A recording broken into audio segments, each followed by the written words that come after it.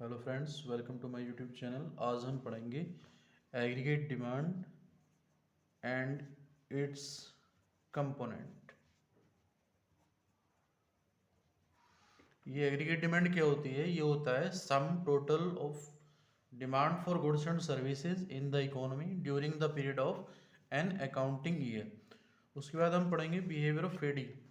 अच्छा dear student, जैसे कि आप देख रहे होंगे यहाँ पर जो हमारा इनकम लेवल है वो है 0 और हमारी जो एग्रीगेट डिमांड है वो है 30।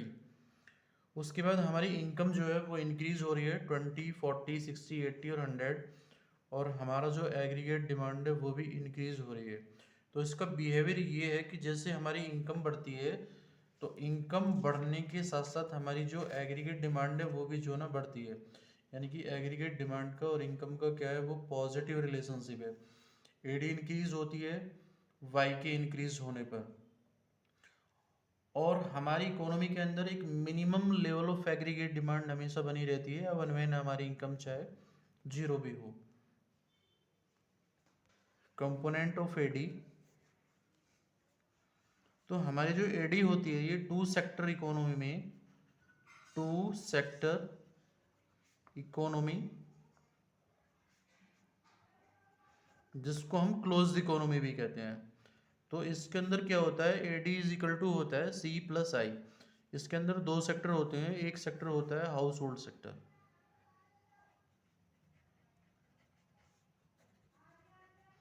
और दूसरा सेक्टर हमारा होता है प्रोड्यूसर सेक्टर।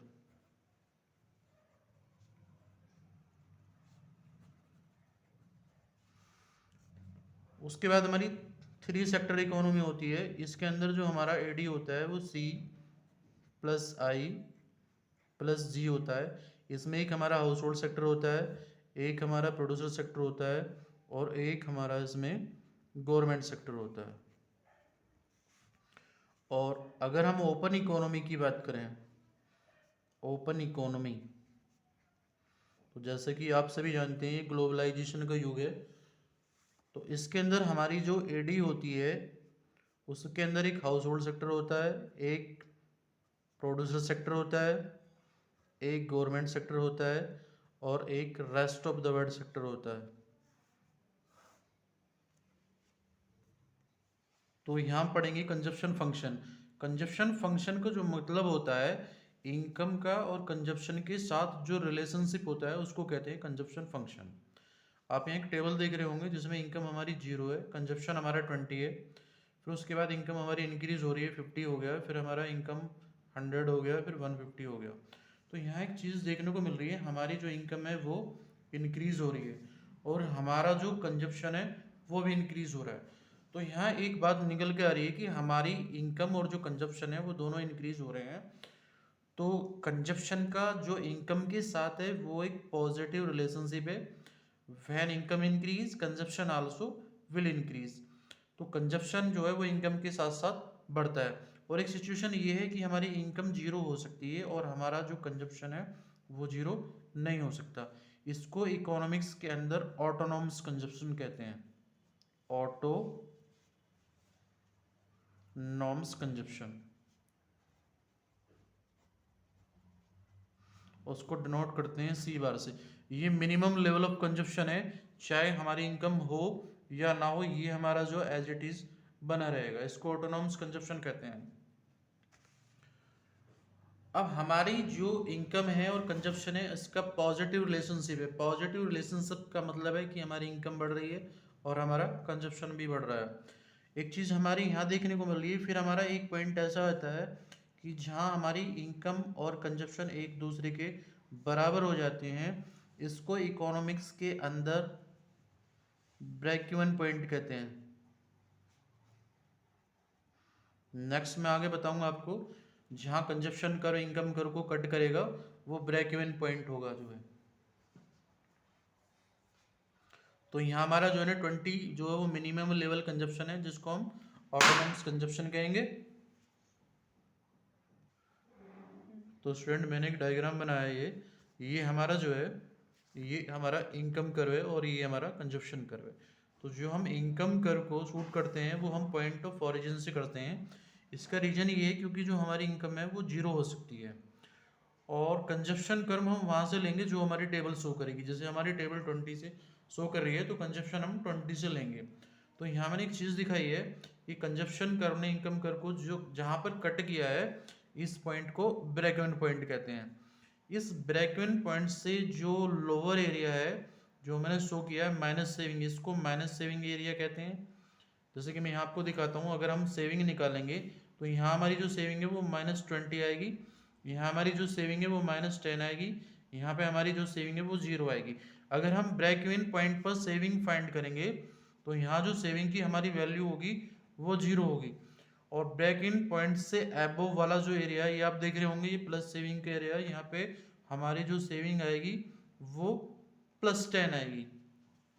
तो इस तरीके से यहाँ पे तीन चीज़ें हैं, एक तो ऑटोनॉमस कंजप्शन है और एक हमारा ब्रेक इवन पॉइंट है। ब्रेक इवन पॉइंट पर जो हमारी सेविंग की वैल्यू है वो हमारी 0 होगी, और ब्रेक इवन पॉइंट से जो नीचे वाला हमारा एरिया है ये हमारा माइनस सेविंग एरिया होता है, और इससे ऊपर वाला जो एरिया है ये हमारा प्लस सेविंग वाला एरिया होता है।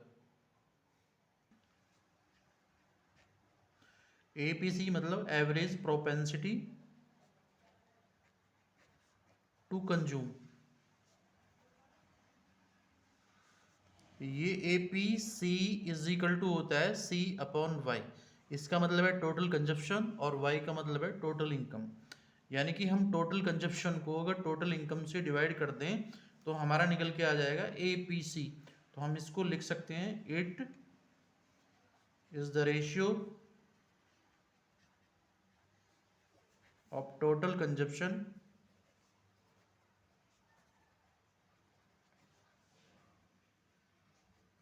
To divide total income. यानी कि अगर हम अपने टोटल कंजप्शन को टोटल इनकम से डिवाइड कर दें तो हमारा जो है ना वो APC आ जाएगा। दूसरा जो हमारा कंसेप्ट है वो है MPC।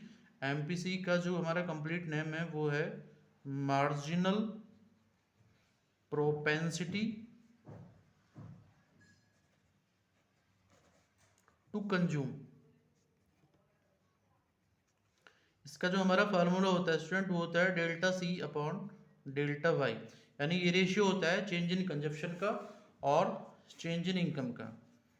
तो it is the ratio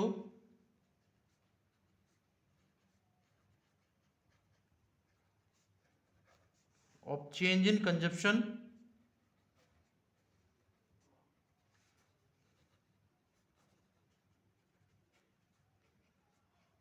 two divide change in income.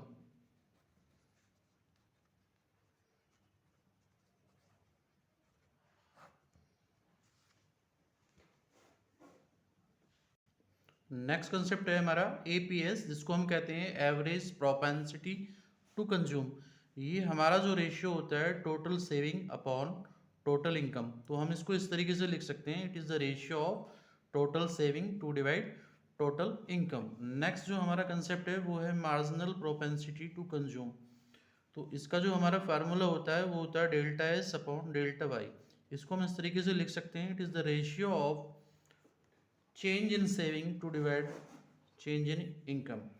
Next हमारा एक फार्मूला होता है APC plus APS is equal to 1। यानी कि इन दोनों APC और APS की वैल्यू जो होती है वो हमारी 1 के बराबर होती है।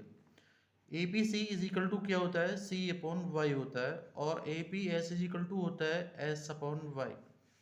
तो हम इसमें क्या करेंगे, y दोनों में से एलसीएम लेंगे तो ऊपर हो जाएगा C+S। और हमें बहुत अच्छे से पता है कि जो हमारा इनकम है वो C+S के बराबर होता है। इनकम से हम दो ही वर्क करते हैं, या तो कंजप्शन करते हैं और या हम सेविंग करते हैं। तो C+S की जगह हम जो है y इज इक्वल टू हमारा C+S होता है, तो C+S की जगह हम y पुट कर लेंगे, तो y/y तो हमारा ये कितना आ जाएगा 1 आ जाएगा। तो इस तरीके से हमारा जो न्यूमेरिकल जो हम निकालेंगे तो हमारी APC और APS की वैल्यू जो है वो 1 के बराबर आएगी। इसमें से अगर हमें APS की वैल्यू निकालनी हो तो APS इज इक्वल टू हो जाएगा 1 - APC, और अगर हमको APC निकालना हो तो ये हो जाएगा 1 - APS। मैं भी आपको बताता हूँ मान लीजिए APC की वैल्यू है 0.8, तो हमें निकालना है APS। तो हम करेंगे APS इज इक्वल टू हमारा हो जाएगा 1 माइनस APC, 1 माइनस 0.8, तो हमारी जो APC की वैल्यू है वो आ जाएगी 0.2। और अगर मान लीजिए हमको APS की वैल्यू पहले से मालूम है जो 0.2 है, और हमको APC की वैल्यू निकालनी है जो हमें फाइंड करनी है, तो हम क्या करेंगे, APC इज इक्वल टू हमारा हो जाएगा 1 माइनस APS, 1 माइनस 0.2, तो हमारी जो APC की वैल्यू है वो निकल के आ जाएगी 0.8। जैसे कि अभी हमने पढ़ा MPC हमारा होता है delta C upon delta Y, तो ये होता है change in consumption, change in consumption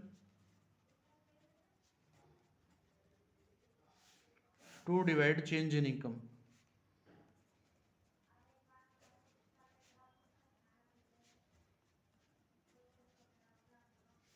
ठीक इसी तरीके से जो हमारा MPS है वो चेंज इन सेविंग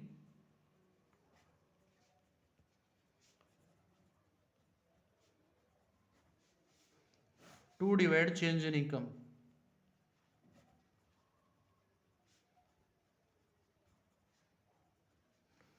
तो इन दोनों की वैल्यू MPC प्लस MPS, इन दोनों की वैल्यू भी इक्वल टू 1 होती है। कैसे होती है मैं आपको बताता हूँ। ये होता है हमारा delta C upon delta Y, और ये होता है हमारा delta S upon delta Y. तो हम क्या करेंगे, जैसे y इज इक्वल टू हमारा होता है C प्लस एस, ठीक उसी तरीके से क्या होता है delta y is equal to हमारा हो जाएगा delta C plus delta S के इक्वल हो जाएगा। तो हम क्या करेंगे, इसमें से डेल्टा वाई एलसीएम लेंगे, ऊपर हमारा हो जाएगा delta C plus delta S, और इसकी जगह हम पुट कर लेंगे delta Y. Delta Y is equal to delta Y हो जाएगा, तो स्टूडेंट इनकी वैल्यू कट करके आ जाएगी 1। तो हमारा जो फार्मूला बन के आया वो MPC plus MPS is equal to हो गया 1 के बराबर। अगर हमको अब MPC की वैल्यू चाहिए तो ये हो जाएगा 1 माइनस MPS, और अगर हमको MPS की वैल्यू चाहिए तो ये हो जाएगा 1 माइनस MPC। मैं भी आपको बताता हूँ। मान लीजिए सपोज करो MPS की वैल्यू है 0.2 के बराबर, और हमको वैल्यू फाइंड करनी है MPC की। तो अभी हम निकालते हैं, तो हम इस तरीके से निकालेंगे MPC इज इक्वल टू हो जाएगा 1 माइनस 0.2, तो हमारी जो वैल्यू आएगी निकल के वो आएगी 0.8। और मान लीजिए अगर हमको पता है MPC की वैल्यू हमारी 0.8 है और हमको MPS की वैल्यू चाहिए, तो हम करेंगे MPS is equal to 1 minus MPC, 1 minus 0.8 करेंगे, तो हमारी जो MPS की वैल्यू है वो 0.2 आएगी, यानी कुल मिला के हमारी जो वैल्यू है वो 1 के बराबर होगी। तो स्टूडेंट आपको अगर वीडियो अच्छी लगी है तो लाइक और शेयर करें।